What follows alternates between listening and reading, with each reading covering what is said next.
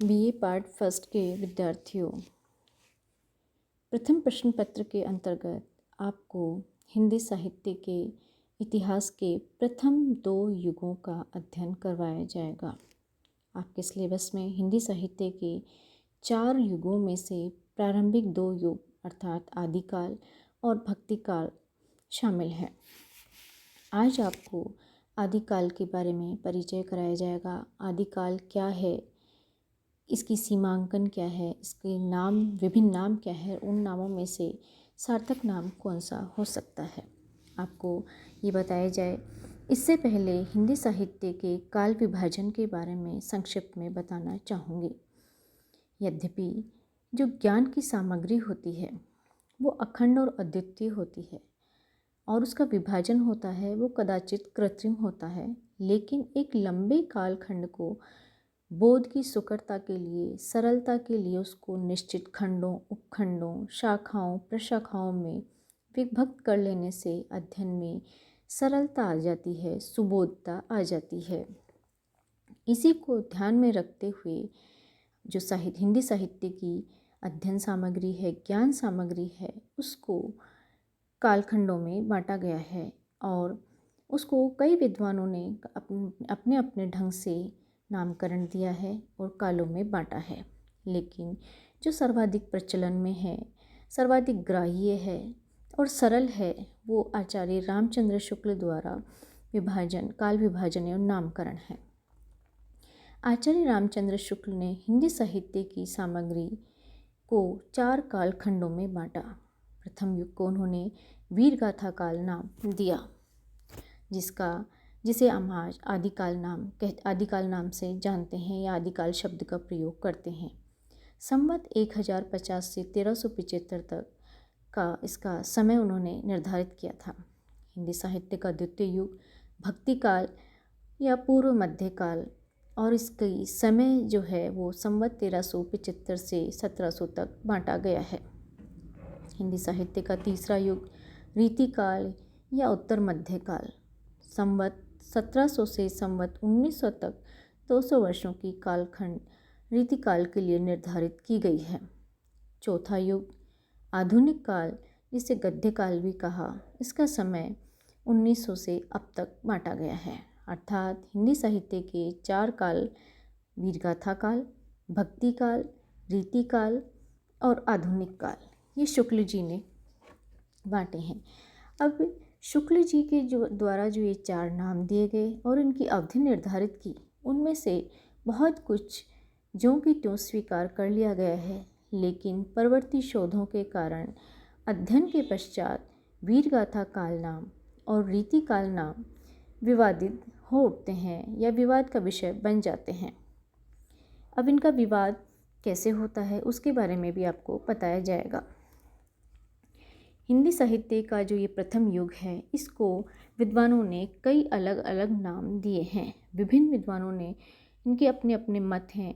उसे चारण काल कहा गया ग्रियर्सन के द्वारा, प्रारंभिक काल मिश्र बंधुओं के द्वारा, आदिकाल नाम डॉक्टर हजारी प्रसाद द्विवेदी और डॉक्टर रसाल के द्वारा दिया गया, संधि काल और चारण काल नाम डॉक्टर रामकुमार वर्मा ने दिया, सिद्ध सामंत काल राहुल सांकृत्यायन ने और वीर काल इसको विश्वनाथ प्रसाद मिश्र ने कहा है। अर्थात भिन्न भिन्न नाम विद्वानों के द्वारा दिए गए हैं। एक युग और इतने नाम, तो विवाद इनमें अपने आप ही बन उठता है।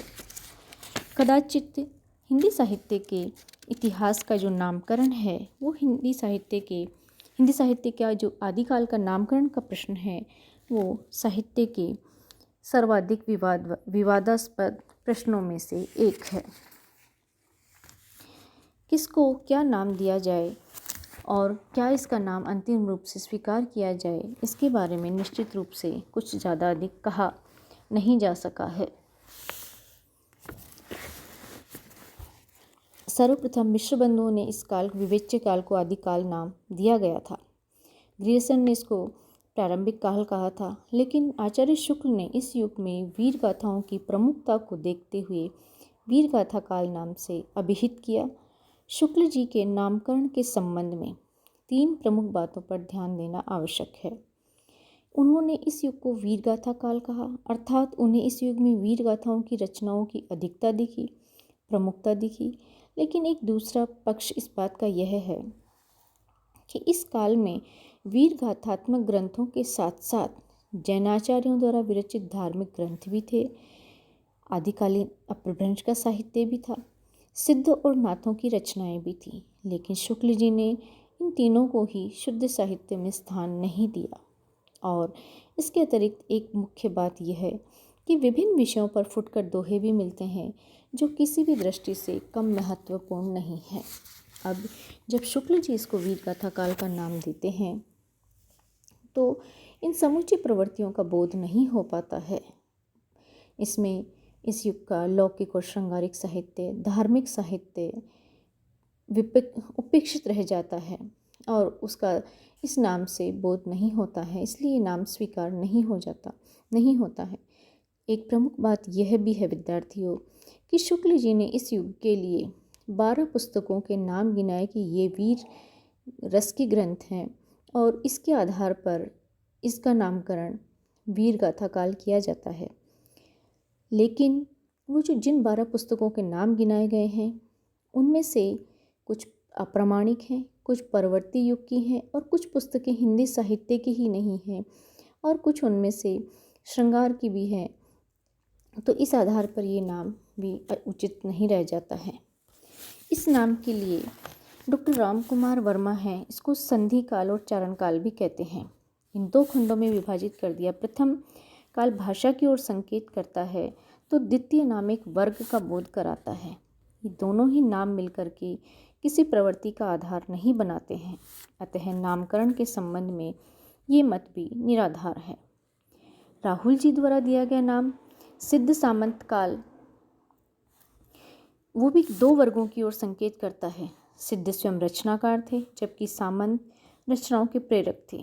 यह संयोग भी तर्क संगत तो है ही नहीं, साथ ही कई महत्वपूर्ण प्रवृत्तियों की रचनाओं को भी उपेक्षा करता है। नाथपंथों, हठयोगी कवियों, खुसरो आदि की काव्य प्रवृत्तियों का इस नाम में समावेश नहीं होता है। विश्वनाथ प्रसाद मिश्र द्वारा दिया गया वीर काल नाम केवल शुक्ल जी के नाम का रूपांतर भर है।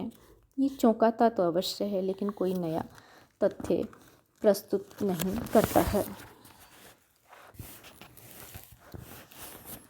वास्तव में आदिकाल ही ऐसा एक नाम है जो किसी न किसी रूप से सभी इतिहासकारों ने स्वीकार किया है, जिससे हिंदी साहित्य के इतिहास की भाषा, भाव, विचारणा, शिल्प भेद आदि से संबंधित सभी गुत्थियाँ सुलझ जाती हैं। और ये नाम हजारी प्रसाद द्विवेदी द्वारा दिया गया है। उन्होंने कहा कि किसी एक साहित्यिक प्रवृत्ति के आधार पर इस काल के नामकरण को उपयुक्त नहीं कहा जा सकता है, क्योंकि इस युग में विभिन्न प्रवृत्तियां हैं। इस नाम से उस व्यापक पृष्ठभूमि का भी बोध होता है जिसके आगे साहित्य खड़ा है, अर्थात भाव की दृष्टि से इसमें भक्ति काल से आधुनिक काल तक की सभी प्रमुख प्रवृत्तियों के आदिम बीज खोज सकते हैं। नाथपंथियों का हमें कबीर में दर्शन होता है। जहाँ तक रचना शैलियों का प्रश्न है, वे भी सभी इसमें परवर्ती युग में प्रयुक्त हुई है जो आदिकाल में हमें आदिम रूप में मिलती है। तो इस काल की आध्यात्मिकता, श्रृंगारिकता और वीरता की प्रवृत्तियाँ हैं वो परवर्ती साहित्य में मिलती हैं, अतः आदिकाल नाम ही सर्वाधिक उपयुक्त है, अन्य नामों को स्वीकार नहीं किया जा सकता। अब विद्यार्थियों, आदिकाल के नामकरण के पश्चात ये प्रश्न बनता है कि आदिकालीन साहित्य की परिवेश कैसा था या उसका सामाजिक, राजनीतिक, धार्मिक पृष्ठभूमि कैसी थी। इस पर कई बार परीक्षा में प्रश्न पूछे जाते हैं और आपको इसके लिए आपको जानकारी देना उपयुक्त है। आप ध्यानपूर्वक सुने। साहित्य मानव समाज की भावात्मक स्थितियों और गतिशील चेतना की अभिव्यक्ति करती है। साहित्य है वो मानव से संबंधित है और मानव निश्चित रूप से एक परिवेश में रहता है। राजनीतिक, धार्मिक, सामाजिक, सांस्कृतिक स्थितियाँ उसको इर्द गिर्द घेरे रहती हैं। तो ये बात है कि आदिकालीन जो साहित्य है, हम ये जानना चाहते हैं या आपको बताना चाहती हूँ कि उस समय की राजनीतिक परिस्थितियाँ क्या थी।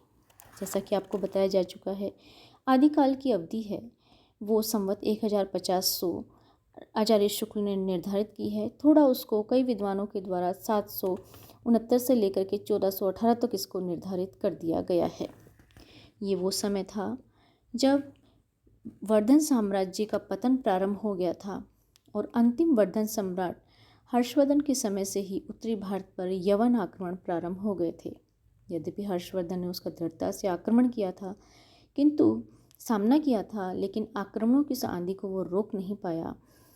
उसकी समस्त शक्ति उन प्रतिरोधों में ही समाप्त हो गई और हर्षवर्धन की मृत्यु ने भारत की संगठित सत्ता को खंड खंड हो जाने की सूचना दे दी थी।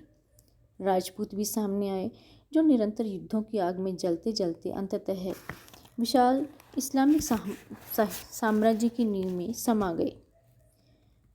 यवन शक्तियों के आक्रमण का प्रभाव मुख्य रूप से पश्चिम और मध्य प्रदेश पर भी पड़ा। इन क्षेत्रों में जनता युद्धों और अत्याचारों से विशेष आक्रांत हुई। यही वही क्षेत्र था जहां हिंदी का विकास हो रहा था और इस काल का समस्त हिंदी साहित्य आक्रमण और युद्ध के प्रभाव की मनस्थितियों का प्रतिफल है। आदिकाल के इस युद्ध प्रभावित जीवन में कहीं भी संतुलन नहीं था। जनता पर आक्रांताओं द्वारा अत्याचार किए जा रहे थे। युद्धकामी राजाओं के अत्याचारों के कारण जनता का जीवन त्रस्त होने लगा था। वे परस्पर लड़ने लगे थे, प्रजा पीड़ित होने लगी थी। पृथ्वीराज चौहान, जयचंद, परमड़ देव की पारस्परिक लड़ाइयों की अनंत कथाएं बनती गई और इस तरह से मध्य देश में जो प्रतिहार, गढ़वार, आजा वैदिक भावना से जो समर्थक राजा थे, आपस में उनका द्वेष, प्रतिरोध सब चलता रहा। हज़ार प्रसाद द्विवेदी के शब्दों में कहा कि वे बाहर से बुला बुलाकर अनेक ब्राह्मण वंशों को दान दे करके काशी में बसा रहे थे।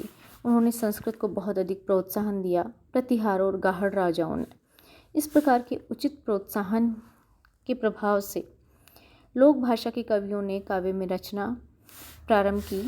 तो ये आदिकालीन की साहित्य की युद्ध की पृष्ठभूमि थी, जो यहाँ इस्लाम के आगे यहाँ की शक्तियाँ क्षीण होने लगी थी।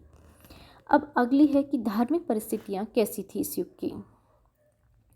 ईसा की 6वीं शताब्दी तक देश का धार्मिक वातावरण अत्यंत शांत था। विभिन्न धार्मिक संप्रदायों में परस्पर मेलजोल बढ़ने लगा था। वैदिक यज्ञ, मूर्ति पूजा, जैन, बौद्ध धर्म, उपासना पद्धतियाँ एक साथ चल रही थी। किंतु 7वीं शताब्दी के साथ देश की धार्मिक परिस्थितियों में परिवर्तन प्रारंभ होता है। इस समय आलमबार और नायमबार संत दक्षिण भारत से उत्तर भारत की ओर एक धार्मिक आंदोलन लेकर आए थे। सन 642 में जब ह्वेनसांग ने दक्षिण भारत की यात्रा की तो वहाँ बौद्ध धर्म के पतन की झलक पा करके वह अत्यंत दुखी हुआ था। उत्तर भारत में भी इस समय पर यह प्रभाव आ रहा था। वैष्णव मत बहुत अधिक प्रतिष्ठित नहीं था, अतः जनता में या तो जैन मत सम्मान पा रहा था या शैव मत। वैष्णव मत को अधिक सम्मान प्राप्त नहीं था। फल ये हुआ कि शैव और जैन मत आगे बढ़ने की होड़ में परस्पर टकराने लगे थे। 12वीं शताब्दी तक वैष्णव आंदोलन तीव्र होने लगा था और शैव आंदोलन भी एक नया मोड़ लेने लगा था। फलतः जैन मत के प्रचारों की शक्ति घटने लगी थी। राजपूत राजा अहिंसा मूलक मतों में विश्वास नहीं करते थे। उन पर शैवों का अधिक प्रभाव होने लगा। गंगा और नर्मदा के अंतराल में कलचूरी वंश शैव मत के प्रचार में अधिक लगा हुआ था। इसी वंश के प्रतापी शासक राजा कर्ण के प्रभाव में काशी शैव साधना का भी केंद्र बनी थी। डॉक्टर हज़ार प्रसाद द्विवेदी के अनुसार हिमालय के पाद क्षेत्र में प्रचलित नाथ पूजा बौद्ध धर्म को प्रभावित कर वज्रयान के नाम से प्रसिद्धि पा चुकी थी। अर्थात शैव साधकों का प्रभाव बढ़ रहा था और जनता 84 लाख योनियों में भटकने का भय दिखा करके ये उसको निरुत्साहित करने लगे थे। धार्मिक स्थानों की दुर्दशा होने लगी थी। व्यभिचार, आडंबर, अर्थलोभ आदि जिन दोषों का बौद्ध विहारों में प्राधान्य हो गया था, उसी से हिंदू मंदिर भी ग्रस्त हो चले थे।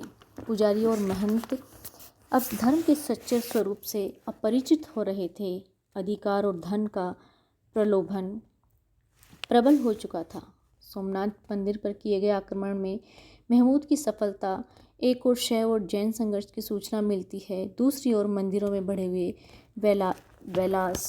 विलास और धन संग्रह के बीच झलक दिखलाती है। देशव्यापी धार्मिक अशांति के इस काल में एक बाहरी धर्म इस्लाम का प्रवेश भी कम महत्वपूर्ण बात नहीं है। अशिक्षित जनता के सामने अनेक धार्मिक राहें बनती जा रही थी, किंतु दिखाने वाले लोग ईमानदार नहीं थे। बौद्ध सन्यासी यौगिकों का चमत्कार दिखा रहे थे। पौराणिक मतों के समर्थक खंडन मंडन की भूल भुलैया में पड़े रहे, और जो जैन धर्म है वो भी पौराणिक आख्यानों को नए ढंग से गढ़कर जनता के सामने अपना प्रभाव बनाने की प्रयास कर रहा था। एक प्रकार से नास्तिकता और आस्तिकता का आवरण ओढ़कर जनता को भ्रांत किया जा रहा था। वैष्णवों के राम और कृष्ण, जिनके पौरुष में विश्वास करके धर्म का अंग सिद्ध किया गया था, वे जैन धर्म में दीक्षा करते हुए दिखाई देने लगे थे। इसी समय मति भ्रम का अंत करने वाली एक दार्शनिक लहर दक्षिण भारत में अवश्य आ रही थी, और इसके प्रचारक शंकराचार्य थे। उनके अद्वैतवाद का प्रचार उत्तर भारत को भी एक नई प्राणवायु दे रहा था। तात्पर्य यह है कि आदिकाल की धार्मिक परिस्थितियाँ अत्यंत विषम और असंतुष्टि से परिपूर्ण थी। जनमानस पर गहरा असंतोष, क्षोभ और भ्रम छाया हुआ था। कवियों ने इसी मानसिकता के अनुरूप खंडन मंडन, हठयोग, वीरता और श्रृंगार का साहित्य लिखा था। अब इस युग की जो साहित्यिक परिस्थितियाँ थी उस पर भी हम तनिक विचार करना चाहते हैं कि पूर्वोक्त राजनीतिक और धार्मिक परिस्थितियाँ हैं, देश की सामाजिक परिस्थितियों पर भी बहुत अधिक गहरा प्रभाव डाल रही थी। जनता शासन और धर्म दोनों ओर से ही निराश्रित होती जा रही थी। युद्धों में उसे बुरी तरह पीसा जा रहा था। वह ईश्वर की ओर दौड़ती तो उसे भय और असहायता की स्थिति मिलती। जाति बंधन कड़े होते जा रहे थे। उच्च वर्ग के लोग भोग करने के लिए भोग करते थे, और निर्धन वर्ण के लोग मानव श्रम करने के लिए ही पैदा हुए थे। नारी की स्थिति भोग्य मात्र की थी। वह क्रय विक्रय और अपहरण की वस्तु बन गई थी। सामान्य जन के लिए शिक्षा की कोई व्यवस्था नहीं थी।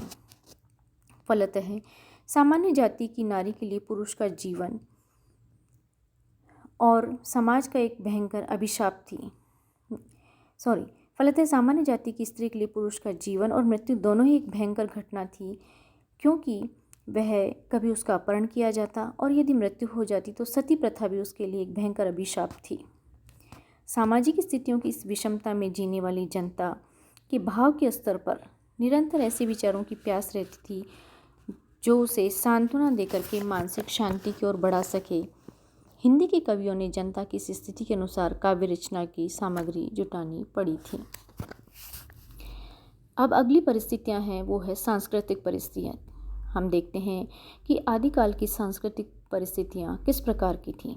हिंदी साहित्य का आदिकाल उस समय प्रारंभ हुआ जब भारतीय संस्कृति उत्कर्ष के चरम शिखर पर आरूढ़ थी। जब उसने भक्ति काल को अपना दायित्व सौंपा, उस समय भारत में मुस्लिम संस्कृति के स्वर्ण शिखर भी स्थापित होने लगे थे। इस प्रकार आदिकाल को दो संस्कृतियों के संक्रमण और ह्रास विकास की गाथा कहा जा सकता है। अर्थात इस्लाम भी स्थापित हो चुका था और हिंदू संस्कृति भी अपने स्थान पर थी।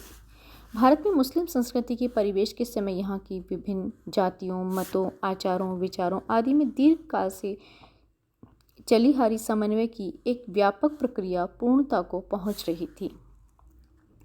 हर्षवर्धन के विशाल साम्राज्य ने हिंदू धर्म और संस्कृति को एक राष्ट्रव्यापी एकता का आधार दिया था। इस आधार पर छोटे मोटे भेदभाव अस्त हो गए थे। स्वाधीनता और देशभक्ति के भाव दृढ़ होने लगे थे। संगीत, चित्र, मूर्ति, स्थापत्य आदि कलाओं में जाति गौरव की भावना अभिव्यक्त हो रही थी।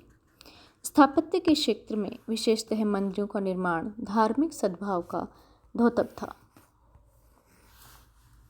भुवनेश्वर, खजुराहो, पुरी, सोमनाथपुर, बेलोर, कांची, तंजौर आदि स्थानों पर अनेक भव्य मंदिर आदिकाल के आरंभ में ही बनाए गए थे। आबू का जैन मंदिर तो भारतीय स्थापत्य का बेजोड़ नमूना है। 11वीं शताब्दी की एक महत्वपूर्ण देन है। इस शताब्दी पर हर हिंदू के लिए उसका समस्त जीवन धार्मिक कर्तव्यों का ही प्रतिरूप था। उसका समस्त चरित्र धर्म भावना से ही प्रेरित था। संगीत, मूर्ति, चित्र आदि कलाओं में वह अपनी धार्मिकता की ही अभिव्यंजना करता रहता था।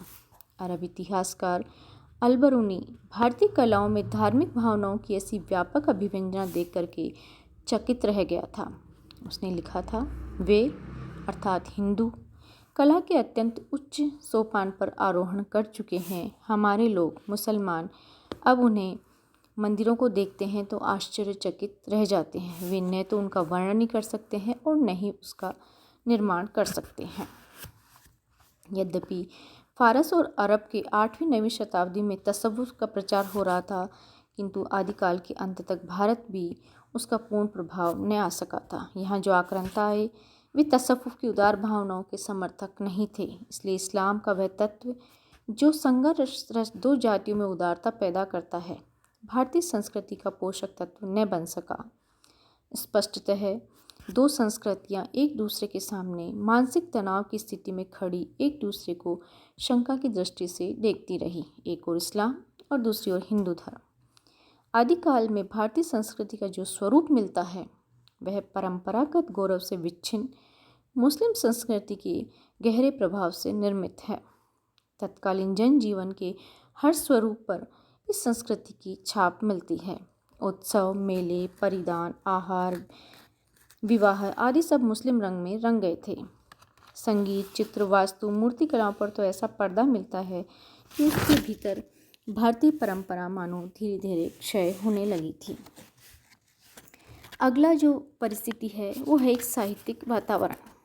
इस काल में साहित्य की 3 धाराएं बह रही थी। प्रथम संस्कृत साहित्य की धारा जो परंपरा के साथ विकसित होती जा रही थी। दूसरी धारा प्राकृत और अपभ्रंश के साहित्य की थी। तीसरी धारा हिंदी भाषा में लिखे जाने वाले साहित्य की थी। 9वीं से 11वीं शताब्दी तक कन्नौज और कश्मीर संस्कृत साहित्य के रचना के केंद्र रहे। इस बीच अनेक आचार्य, कवि, नाटककार और गद्य लेखक भी उत्पन्न हुए। संस्कृत में आनंदवर्धन, अभिनवगुप्त, कुंतक, क्षेमेंद्र, भोजदेव, मम्मट, राजशेखर इसी युग की देन है। इस काल में शंकर, कुमारिल भट्ट, भास्कर, रामानुजन आदि आचार्य भी हुए। संस्कृत प्राकृत के अतिरिक्त अपभ्रंश का श्रेष्ठ साहित्य भी बड़ी मात्रा में इस युग में लिखा गया था।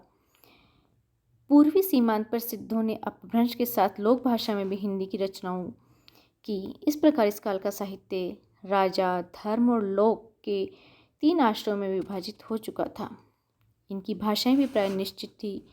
संस्कृत प्राय राज प्रवृत्ति को सूचित करती है। अपभ्रंश धर्म की भाषा बन गई थी।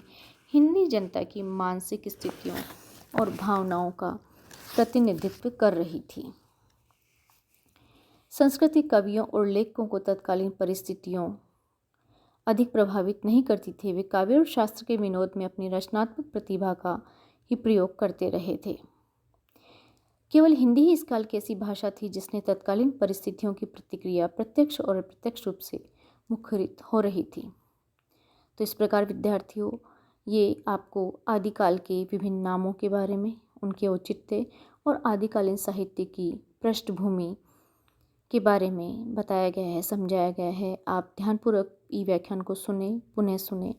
धन्यवाद।